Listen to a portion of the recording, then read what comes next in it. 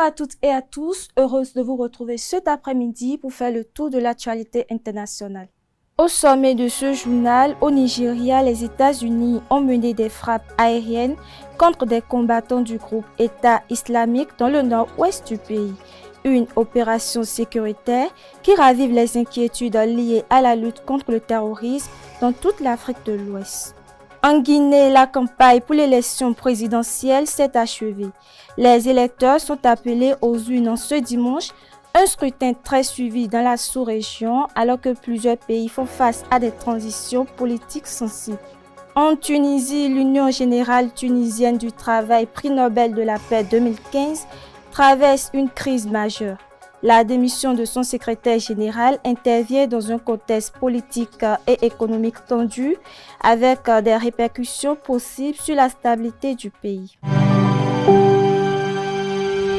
Tu viens d'avoir le bac ou tu veux te reconvertir dans un domaine d'avenir, faire le choix du numérique et rejoindre l'école supérieure d'administration, d'économie, de journalisme et des métiers de l'audiovisuel ESAE. De nouvelles filières sont disponibles dès cette rentrée: informatique et multimédia, informatique industrielle et maintenance, réseau informatique et télécommunications, système informatique et logiciel, sans oublier les filières initiales: administration générale, administration des finances, administration des affaires, sciences juridiques, sciences économiques, sciences de gestion, journalisme et métiers de l'audiovisuel. ESAE est disponible sur 4 sites: Cotonou-Bedroumendé, Cotonou-Akpakpa, Abomey-Calavi et Parakou. Pourquoi choisir l'ESAE? Des formations conçues pour le marché de l'emploi, des enseignants expérimentés et passionnés, des infrastructures modernes avec équipement de pointe, des opportunités de stage et d'emploi garanties. Les inscriptions sont en cours et les places sont limitées. Ne rate pas ta chance, donne vie à tes ambitions avec l'ESAE. Contacte-nous vite par appel ou par WhatsApp au 01 98 98 14 00 ou via email scolarité@esae.bj et visite notre site web www.esae.bj. Ton futur commence maintenant avec l'ESAE. Tu investis dans un avenir professionnel, concret et sécurisé. ESAE, l'excellence à un nom. Mesdames et messieurs, à nouveau bonsoir, bienvenue dans cette édition. On démarre par le Nigeria où les États-Unis ont mené des frappes aériennes contre des combattants du groupe État islamique dans le nord-ouest du pays. Des frappes qualifiées de ciblées par les autorités nigérianes dans le cadre de la coopération sécuritaire avec Washington.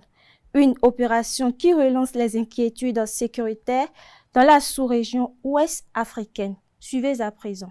J'avais prévenu ces terroristes que s'ils n'arrêtaient pas de massacrer des chrétiens, ils allaient le payer cher, et ce soir, ils ont payé. C'est ainsi que Donald Trump a annoncé que les États-Unis avaient mené des frappes aériennes au Nigeria. Plusieurs frappes contre des positions de combattants de l'État islamique dans l'État de Sokoto.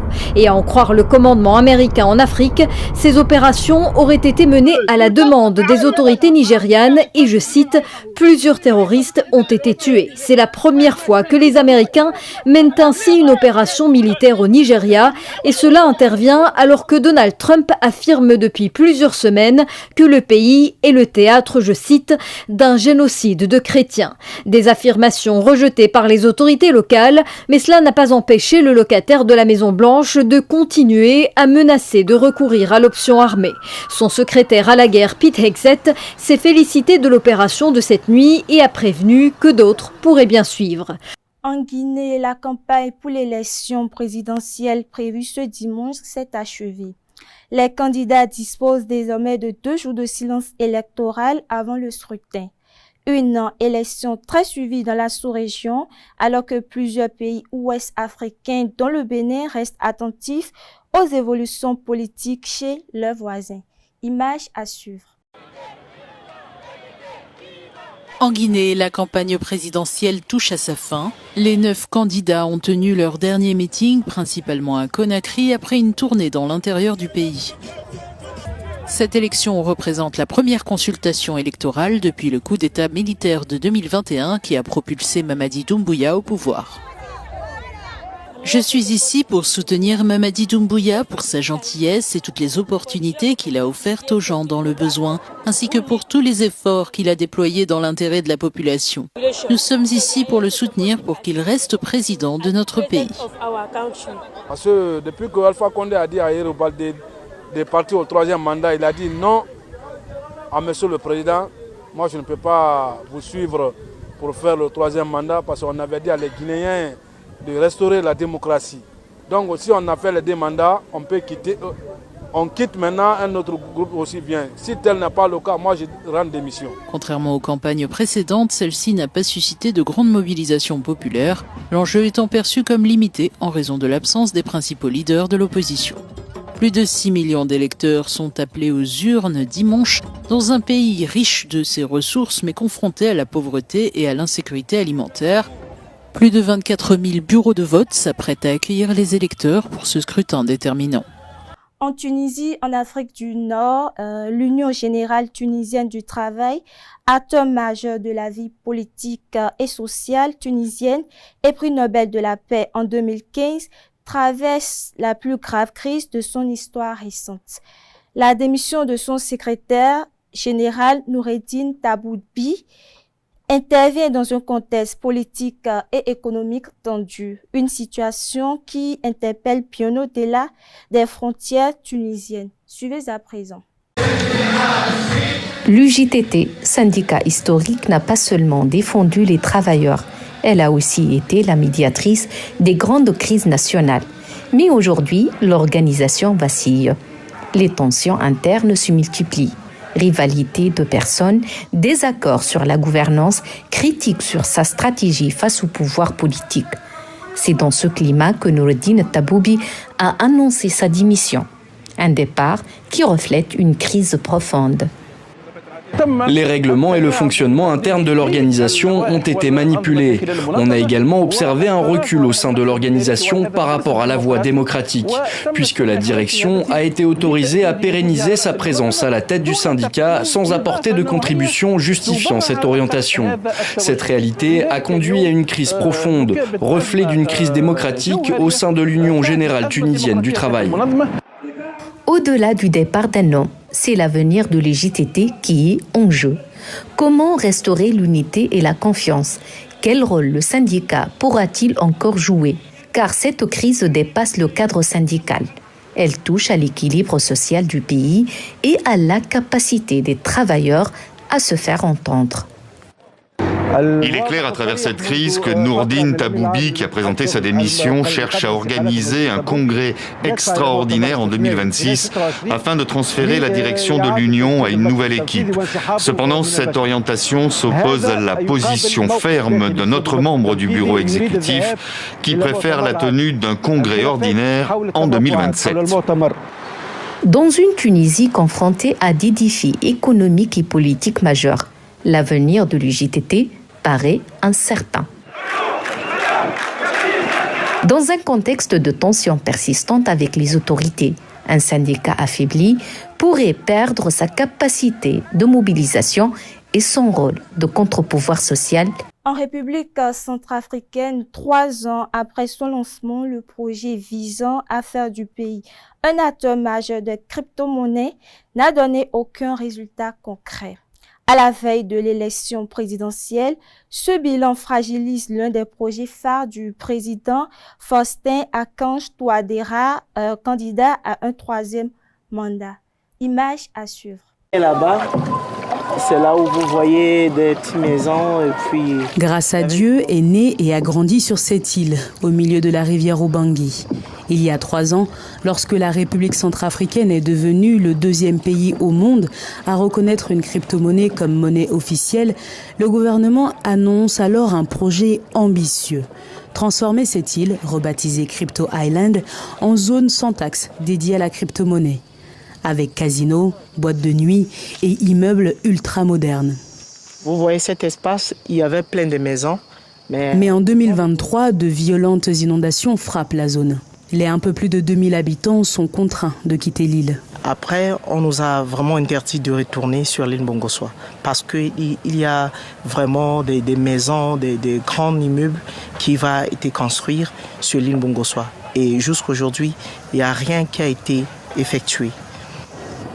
Depuis 2 ans, les habitants devenus déplacés internes vivent en face de l'île, sous des bâches. Ils ne seraient autorisés à y retourner que pour prier dans l'église sauvée des eaux. On a l'impression d'avoir été oubliés par le gouvernement, comme si on n'était pas des Centrafricains. Une version contestée par les autorités. Ces habitants ont été dédommagés 2 fois. Donc en 2010 exactement et en 2017. 2 fois ils ont été dédommagés pour pouvoir justement... et on leur a même trouvé un espace pour qu'ils puissent se reloger. Certains ont préféré rester là-bas pour pouvoir bénéficier d'un 3e dédommagement. Non. Vous pensez que ça fait 2 ans qu'ils décident de vivre sous les bâches parce qu'ils attendent un 3e dédommagement? Mais vous savez que quand vous vivez sous les bâches, vous avez un revenu mensuel de certains organes des Nations Unies, du HCR. Le site Sangokoin est hors ligne depuis avril. Pourtant, selon le ministre, les travaux sur l'île devraient débuter en juin 2026. Toutefois, un récent rapport de l'organisation Global Initiative Against Transnational Organized Crime alerte. En République centrafricaine, l'usage des crypto-monnaies favoriserait davantage le crime organisé, permettant à des entreprises de blanchir de l'argent plutôt que de stimuler. En Somalie, à Mogadiscio, les habitants ont participé à des élections locales au suffrage universel direct, une première depuis près de 60 ans. Un moment historique pour ce pays longtemps confronté à l'instabilité et un signal encourageant pour les processus démocratiques sur le continent africain. Suivez à présent. À Mogadiscio, la capitale somalienne, les habitants étaient appelés aux urnes ce jeudi dans le cadre des élections locales, les premières au suffrage direct depuis près de 60 ans. Je suis très enthousiaste à l'idée de cette élection. C'est quelque chose que je n'avais jamais vu auparavant depuis que je suis née. Une telle élection se déroule sous mes yeux et je participe à une élection universelle comme celle-ci. En tant que maire, nous sommes ravis parce que nous représentons une partie importante de la population. Il s'agit du premier grand scrutin supervisé par la Commission nationale indépendante et jusqu'à 20 partis politiques ont présenté des candidats.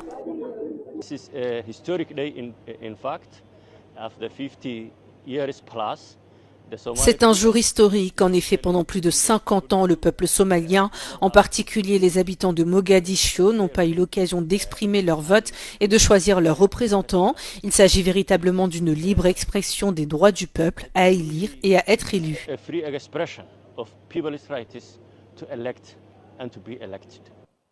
Un scrutin qui ne fait pourtant pas l'unanimité et qui a suscité une controverse dans le pays. Les analystes estiment qu'il s'agit d'un changement majeur par rapport aux négociations sur le partage du pouvoir basé sur les clans.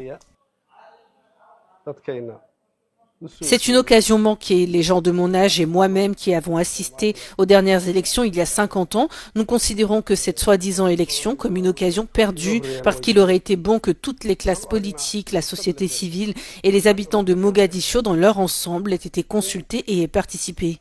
La population aurait dû être informée de la tenue de ces élections, un recensement aurait dû être effectué et un comité électoral aurait dû être désigné par tous les hommes politiques afin de diriger les élections. Mais cela n'a pas eu lieu et cette opportunité est donc perdue.